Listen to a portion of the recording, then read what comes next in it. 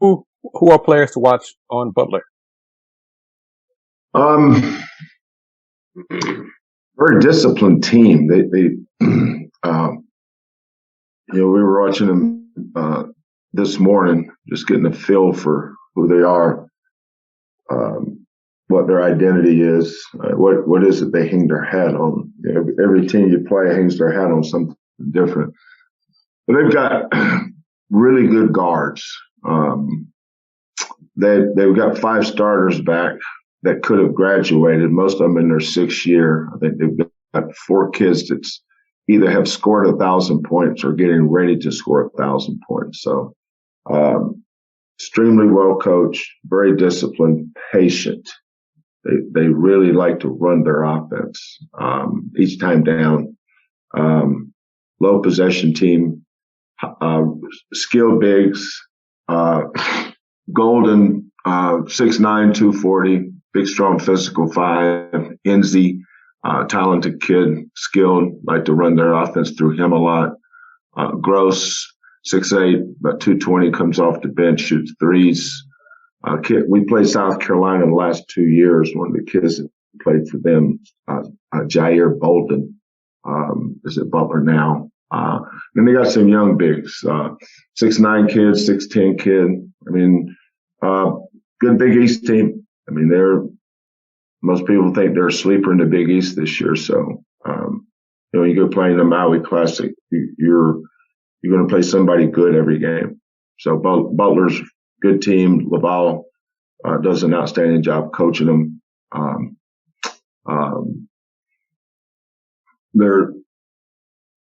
Thompson is their only left-handed kid. He and Harris are guys that can go get it. Off the bounce, they can shoot it, create. So they good players, good team. Thank you, Chris. We'll go to Mark Berman with Fox 26. Mark, go ahead, please. Kelvin, how special is it for you and your program to be a part of this event? Yeah, it's an honor, Mark, because, you don't call up and ask them, can you be in Maui? You have to be selected. When I got the call, Dave Odom called me, and I think he was telling me he had a choice. I'm not going to tell you who the choices were, but the fact that we were chosen is an honor. So, but, for our kids, I don't think that would resonate with them. I don't think they care. Players don't care about that stuff. It's who we play next, coach. Let's just go play. We could be playing,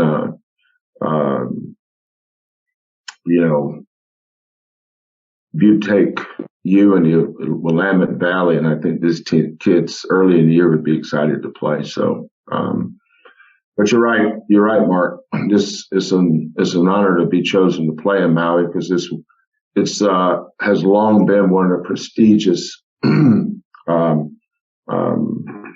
MTEs or preseason tournaments there is around. You told us the other day toward the end of the Hofstra game, you started to develop some identity, but that also depends on who's on the floor. Then you had 2 dominating wins. How much have you gone? How far have y'all come along towards setting the identity? Or is it still too small a sample to really know? Well, we're still a work in progress. We got so many new guys. As do a lot of teams. Butler's one of the few schools that's got everybody back. There's certain schools that you look at the roster, they're dealing with the same guys they had the year before. But for our team, we're a work in progress. We're still got things that we have to get better at. And that's why we go to practice every day with a humble mindset that we just want to learn and have growth. That's what you're after this time of year. You don't get too excited about anything good, and you certainly shouldn't get discouraged by anything bad. We're 3 games into a 30-plus game season. The key now is just keep working and come to practice with the right mindset. Let's have a great practice today and get a little bit better. Thank you, Mark. We'll go back to Chris Gardner, please. Chris, go ahead. Coach, is there a chance that Tramon will play in Maui in Vegas? Yeah, yes, there is a chance. He practiced yesterday a little bit, but haven't seen him today.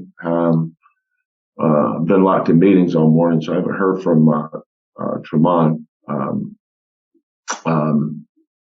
We're just going to monitor him. I was watching him work out.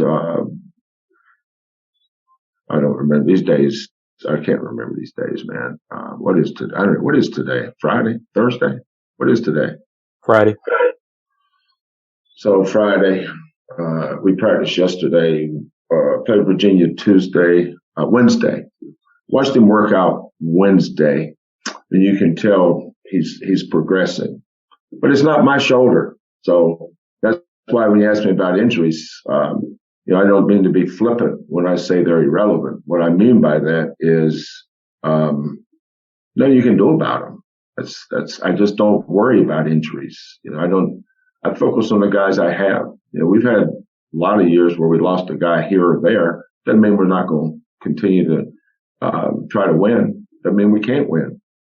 Somebody goes down, somebody goes in, and you keep going. The guys that are injured, that's John Houston's job, not mine.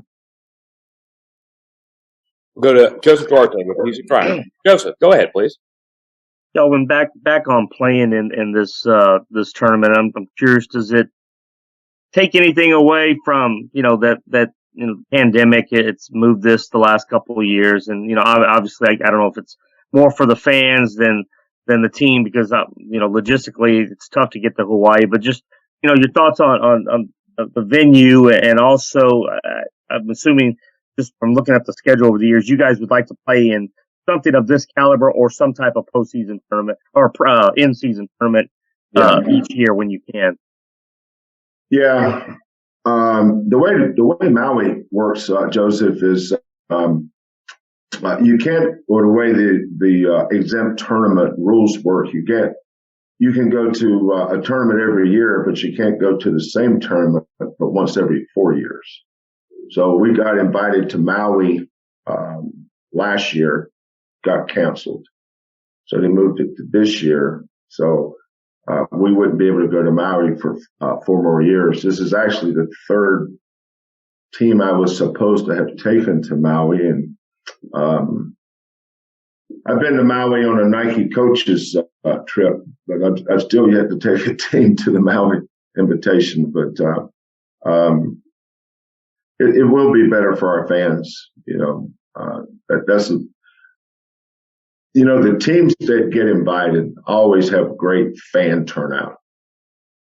You see Jay and Dan doing those games from Hawaii with Bill Walton and whoever's working with him. And you remember the small gym at Lahaina Civic Center.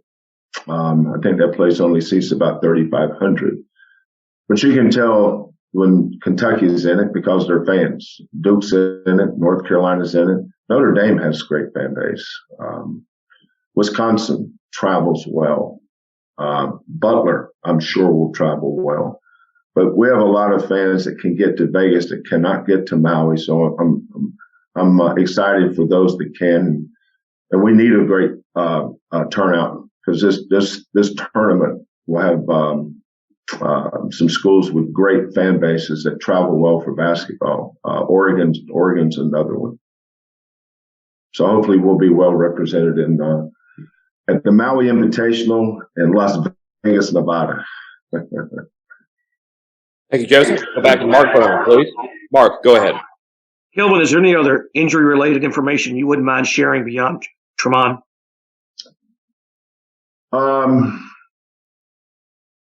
Ramon had successful surgery yesterday. He tore a tendon. He tore a tendon right here. And the doctor was really positive. I talked to Ramon and his dad last night. He'll go with us to Maui. I mean, it was an in and out surgery. He had to reattach a tendon in the top of his hand. So I think they said they thought he would be back in about a month. Robbie Armbruster's back in practice. Ramon is, we're bringing him along slowly. but he's back in practice. So,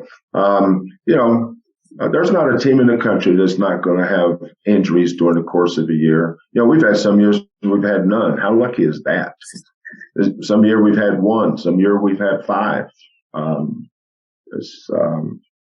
don't question God's plan. That's just what it is. Sometimes you get lucky with it, but I think we're getting close to having everybody back in practice. I think our injury situation is certainly getting better and improving. And I was looking at we were making our practice teams out today. We actually have enough that we can practice against today. Jamal Shedd, Ryan Elvin, Robbie Armbruster, Jaywan, Javier, Kieran. We've got then Marcus, Tyler, Tajay, Fabian, Reggie, Josh. Josh tweaked his ankle a little bit the other night, but he'll be fine. The other guys had cramps. That was nothing but cramps. They were fine before they left the gym. So we're good. Health is good. We'll go to Joseph Duarte again with the Chronicle. Joseph, go ahead. Kelvin, I think you just answered the last part there. So Kyler Edwards was fine. Yeah, those are cramps. Okay, yeah, just want to make. Yeah, no, his everybody's fine. We're whether Tramon can play or not, we're fine. I just want to make sure he's fine for him. Our team moves on regardless of who's here. But watching him yesterday, I think there's a I don't want to say a good chance, but there's certainly a chance that he'll play Monday. Does that obviously you work him back in from when he's been out, has that been at least an opportunity to see some other guys, maybe some different matchups? Yeah. How you have different guys on the court. My wife is the ultimate silver lining lady. I'll say something to her. She said, "Find the silver lining." Say something else to her. Find the silver lining. Say something else to her. Hey, can I bitch for a minute here? But she's right. She's exactly right. Had Tramon been healthy, we would have, like in our scrimmage, we started Marcus, Kyler, and Tramon. And probably our best player in the scrimmage was Tramon. But, it's going to take him a while to get back to that point. But had he been here, look at Tajay. Look at Tajay from Hofstra to Virginia. Look at Kyler from Hofstra to Virginia. And more importantly, look at Jamal. Look at Jamal from Hofstra to Virginia. It takes a while to become a well-oiled machine. That's why I like to use that ladder as a metaphor for a season. The first step on that ladder of success is always going to be failure. Coaches have to, as a coach, you have to learn to coach through that. Failure is the not being connected on defense, being in the right spots for rebounding.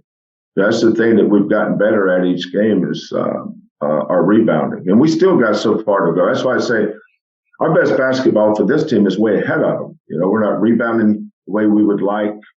But the minutes Jamal got, those are tremendous investment minutes. Tajay. So, you play four guards. You just keep rotating. And they got minutes they would not have gotten had Tramon been there. So when Tramon comes back, he goes, we have to find a way to get him in and figure out what our rotations will be, who fits where. And we'll see. We'll see what he can do when he gets back. Whether it's this week or when we get back from the tournament. So if he can go, he'll go. If he can't, he can't. But I feel good about the ones we have. We'll go to Matt Musil with KHOU. Matt, go ahead with your question for Coach Sampson, please. Hey, Kelvin. Sorry I had to dip out for a few minutes if you've already answered this, but my question is, how important is an event like this, a Maui Invitational? You get into tournament-type play. It's that atmosphere. It's the growing together as a team. You're already getting tighter as a unit. And how important is that early in the season like this? Yeah. Well, you think about all the preseason tournaments, and when you get to January, middle of conference season, you really don't remember them because they're so early. It's just an opportunity for growth, Matt. We have so many new guys on our team. Like we don't zone. I mean, I'm not a zone coach. Some guys are, some guys aren't. A lot of ways, coaches are never wrong in what they do. They do what's suited to them, what they believe in. So if you don't zone, that means you don't work against the zone. Think about it. The next time we see zone will be the first time we've seen it. So there's going to be some periods there where we're going, what are we doing? But we have to go through it. It's so early in the season. Nobody's pressed us yet. Nobody's zoned us yet. Baseline out of bounds. We've seen nothing of man-to-man. Somebody's going to zone us. So with a new team, every time we see something new, it is new. And that's what I'm looking forward to. We know Butler is going to zone us some. They're primarily a man team. But I'm looking forward to see how we handle zone, because we got a bunch of teams in our league. That's all they do is zone. So it's that kind of growth that I'm looking forward to, Matt, is seeing different styles of play and seeing how we adjust to it. But, the more we see it, the better we'll get. That's why it's November. It's hard to play January, February basketball in November. You just can't. November basketball is, you put it in the freezer, and now you move to the next project. But it's November. I don't ever lose sight of this. I've been doing this 33 years. I've never seen a great team in November that was great in March. And how about the need to, turn and churn? I mean, you like you said, you face Butler and then you turn for the next one. Yeah. And how does that help your team grow also? Well, the good thing about that is everybody's doing the same thing. Our second game will be whoever we play second game. Our third game will be their third game. So everybody's in the same boat there. But, we have 3 straight practices. So it's not like it's our first time getting our ankles taped 3 straight days. Last time I checked, we got plenty of tape. We'll figure out how to get to the gym. The referee's gonna throw the ball up, and we'll go play basketball the way we play. If they tell us we've got a 4th game, then we'll take extra tape and play that one too. So it's just basketball, man. You're playing 3 games in 3 days. I think some questions, we have so many more questions, Matt, that we have to get answered. We have no answers yet. We played the teams we played. We played them at home. We're going to treat this a little bit like a road game trip. And I started talking to them yesterday about the different mindset you have to play on the road versus playing at home. There's so many things that go in your favor. I mean, look at that atmosphere for Tita the other night. I mean, how awesome was that atmosphere? I mean, it's such a blessing. I know we've created that. I get that, but it's such a blessing to have it. It's just awesome that when you look over there and the place is packed from side to side, from baseline to baseline with our students, and then you look behind them. I can't see behind me. But you look down to the left, band, around the court. You just realize that we've developed a great program here, and I'm so appreciative that our fans come out and support us the way they do. But now we leave that cocoon. Now we go to a place where we're not going to have any support. Not like we do at home, obviously. And see how we do. But our defense is our defense, our offense is our offense, our detailed things are our detailed things, and we'll put that in the bag with us and take it to Las Vegas and see how we do. Thank you, Matt. I got time for two more questions. We'll go back to Chris Gardner and then Joseph Duarte. Chris, go ahead, please, sir. Coach, what are your thoughts on the success and the job Coach Holgorsen done with the football team this year? Awesome, man. You know, he had a plan. You know, and he and I talked several times. You know, I learned a long time ago, Chris, if you start listening to those people sitting up there behind you, pretty soon you'll be sitting with them. So you learn, you know, the most important thing a coach can do is believe in himself. And that's what I appreciate about Dana. Dana bet on Dana. Don't worry about what other people think. They're irrelevant anyway. When it comes down to who you are, what you do. And it's great to see his plan come to fruition. Tune, how good is Tune?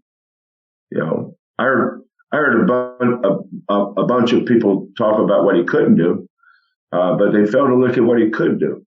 You know, it's kind of like recruiting Marcus Sasser.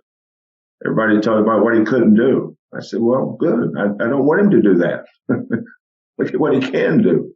That Tune kid's pretty good. That new running back, McCaskill, Hoss.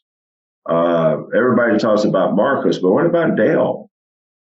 Coach Belk, that defense. They're exciting, fun to watch. It's fun to watch. You know, I've been through 3 football coaches now, Tony, Tom, and now Dana. And all 3 of them had success, you know. But watching Dana, and it's hard to win a game. The fact that they're getting ready to have an opportunity to win their 10th straight, right? It would be 10, right? Think about that. You know, think about that. Nobody really remembers Texas Tech anymore. And at the time, he had all these chicken littles running around here thinking the sky's falling.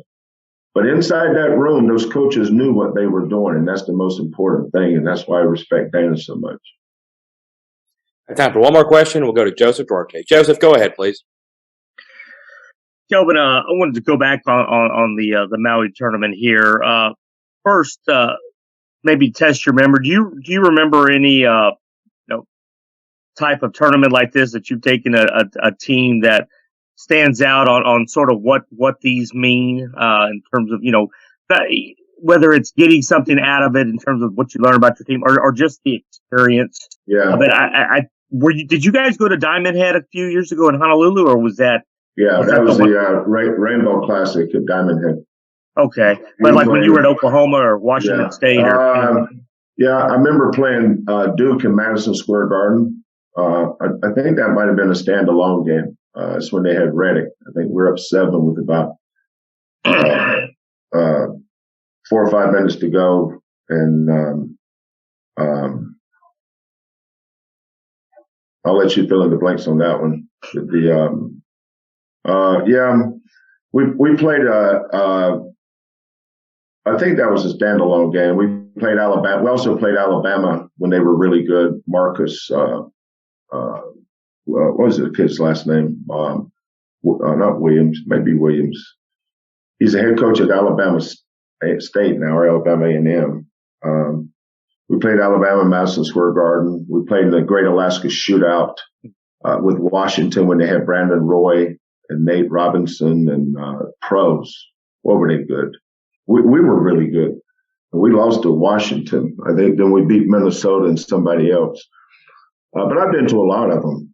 I don't know if one stands out. I mean, I've been to a lot of major college, high-level preseason tournaments. COVID year, we were booked to be in Charleston, the Charleston Classic, Florida State, Oklahoma State, Penn State, Houston. There's a bunch of other good teams. I'm missing somebody really good. But I like doing this every year. It's a no-lose situation for everybody. You know, just games, man. Think about it. We're going to come back here on Thanksgiving Day, we get back Thursday. Well, I played 6 games. We played, we started practice in October, and up until November the 16th through the 16th, we played 3 times. Now from the 17th to the 23rd, we're going to play 3 more. So, and then we come back, we have a break, we just keep going. But this tournament's great for all the coaches, all the players, great for the fans too. Getting to go to Las Vegas and, watching high level basketball. Our fans get to watch these other schools too, and vice versa. I just think it's a no lose situation. And your players, you get to learn from your mistakes. We made a ton of mistakes in the Virginia game that need to be cleaned up. Well, when we play Butler, we're going to make some more. No such thing as a perfect game unless you're Don Larson in the 57 World Series. It's hard to throw perfect games.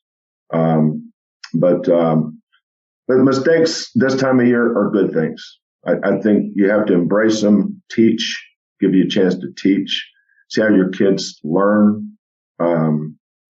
So I'm looking forward to it. I think these are great, and being able to play against teams that are going to be NCAA tournament teams. Like we played Texas Tech last year. You can tell that was an NCAA tournament team. I felt like Boise State was too. And then once we got to conference, it prepares you for that.